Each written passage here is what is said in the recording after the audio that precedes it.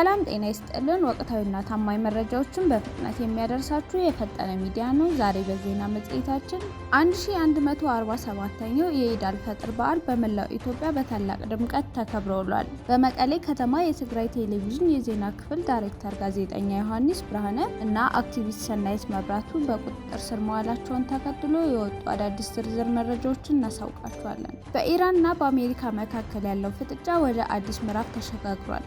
ኢራን እጅግ ዘመናዊ የአሜሪካን F-35 ጄት መትቼ ጥያለሁ ስትል ቪዲዮ ይፋ አድርጋለች። በመጨረሻም ስድስቱ ሀያላን ሀገራት በሆርሙዝ የባህር ሰርጥ ላይ የተደቀነውን አሳሳቢ የንግድ መስተጓጉል ለመፍታት የጋራ ዘመቻ ሊጀምሩ መሆኑ ተሰምቷል። ዝርዝር መረጃዎችን የማቀርብላችሁ ቃል ኪዳን ውስጥ ባለው ነኝ። ላይክ፣ ሼር፣ ሰብስክራይብ በማድረግ ቤተሰብ ይሁኑ።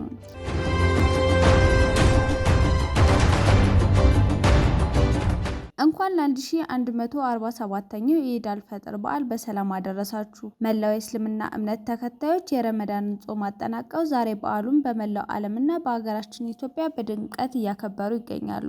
በአዲስ አበባና በክልል ከተሞች የሚገኙ ምዕመናን ዛሬ ማለዳ በአደባባዮችና በመስጊዶች ተገኝተው የኢድን ሶላት አከናውነዋል። በመዲናዋ አዲስ አበባ በዓሉን የሚያበስር የመድፍ ተኩስ የተከናወነ ሲሆን ስታዲየምና በዙሪያው የሚገኙ መንገዶች ላይም ቁጥራቸው ከፍተኛ የሆነ ምዕመናን ለጸሎት ተሰባስበዋል።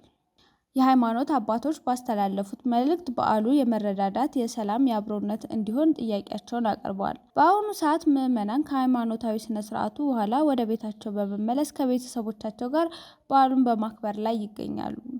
ለመላው የእስልምና ተከታዮች መልካም በዓል እንመኛለን።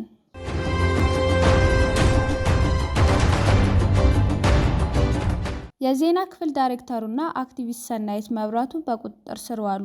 በመቀሌ ከተማ በቁጥጥር ስር የዋሉ ግለሰቦች ጉዳይ አነጋጋሪ ሆኗል። የትግራይ የቴሌቪዥን የዜና ክፍል ዳይሬክተር ዮሐንስ ብርሃነ እና አክቲቪስት ሰናይት መብራቱ በቁጥጥር ስር መዋላቸው ተረጋግጧል። የትግራይ የቴሌቪዥን የዜና ክፍል ዳይሬክተር ጋዜጠኛው ዮሐንስ ብርሃነ ትላንት ከሰዓት በኋላ በቁጥጥር ስር መዋሉ ተሰምቷል። ጋዜጠኛው በአንድ ምግብ ቤት ውስጥ እያለ ሲቪል የለበሱ ሰዎች ይዘውት እንደወጡ የቲክቫ ኢትዮጵያ የመቀሌ ምንጮች ገልጸዋል። እስካሁን ድረስ ጋዜጠኛው በየትኛው ፖሊስ ጣቢያ እንደሚገኝ የታወቀ ነገር የለም። በሌላ በኩል ደግሞ አክቲቪስት ሰናይት መብራቱ ከሌሎች 4 ተጠርጣሪዎች ጋር በቁጥጥር ስር ውላ ፍርድ ቤት ቀርባለች።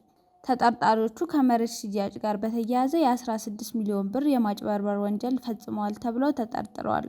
ፖሊስ ሌሎች ተባባሪዎችን ለመያዝና ምርመራውን ለማጠናቀቅ የ16 ቀናት ተጨማሪ የምርመራ ጊዜ ጠይቋል። የመቀሌ አንድነት ክፍለ ከተማ ፍርድ ቤት የፖሊስን የ14 ቀናት የምርመራ ጊዜ ጥያቄ ተቀብሎ ፈቅዷል።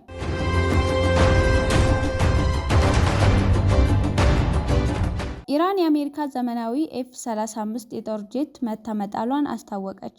በመካከለኛው ምስራቅ እየተካሄደ ባለው ውጥረት ውስጥ እጅግ ያልተጠበቀና አስገራሚ ዜና ተሰምቷል። ኢራን እጅግ ዘመናዊ የተባለውን የአሜሪካ የጦር ጄት መምታቷ ይፋ አድርጋለች። ኢራን ባወጣችው ይፋዊ መግለጫ መሰረት የአሜሪካ 5ኛው ትውልድ ተዋጊ ጄት በሀገሪቱ የአየር ክልል ላይ ጥቃት ደርሶበታል። ጥቃቱ የተፈጸመው ከምድር ወደ አየር በሚተኮስ ሚሳኤል መሆኑን የገለጸችው ኢራን ጄቱ ተመቶ ወደ መሬት ሲምዘገዘግ የሚያሳይ ቪዲዮም ይፋ አድርጋለች።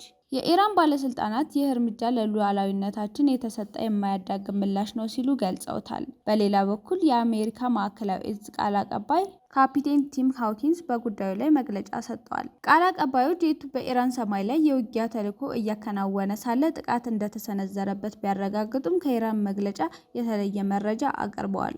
አሜሪካ ጄቱ ሙሉ በሙሉ አልወደመም ስትል ተከራክራለች። እንደ ማዕከላዊ እዝ ገለጻ ጄቱ በጥቃቱ ጉዳት ቢደርስበትም በአቅራቢያው በሚገኝ ወታደራዊ ጣቢያ አስቸኳይ ማረፊያ ማድረግ ችሏል። አብራሪውም በሰላም መገኘቱ ተገልጿል። ይህ ክስተት እንደ አውሮፓውያን አቆጣጠር የካቲት 2026 ጦርነቱ ከተቀሰቀሰ ወዲህ ኢራን እንዲህ ያለውን እጅግ ውድና ዘመናዊ የአሜሪካ የጦር መሳሪያ ስትመታ የመጀመሪያዋ ያደርጋታል። አንድ F-35 ጄት ከ100 ሚሊዮን ዶላር በላይ ዋጋ ያለው ሲሆን በአሁኑ ወቅት አሜሪካና እስራኤል በግጭቱ ውስጥ በስፋት እየተጠቀሙበት የሚገኘው የጦር መሳሪያ ነው።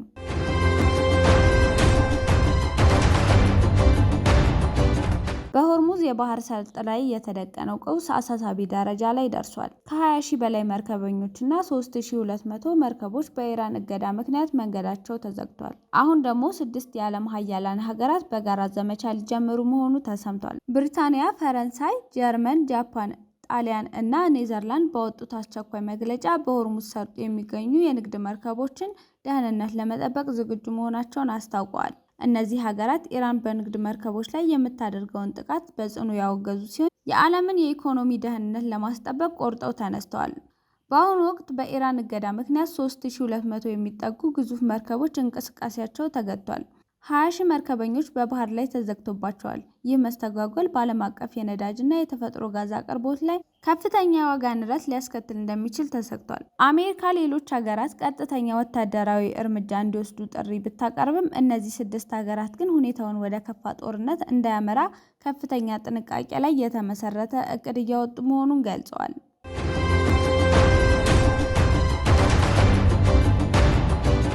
ያቀረብናቸው መረጃዎች እነዚህን ይመስሉ ነበር። ቻናላችንን ሰብስክራይብ በማድረግ ሁልጊዜ ፈጣን መረጃዎችን ያገኙ።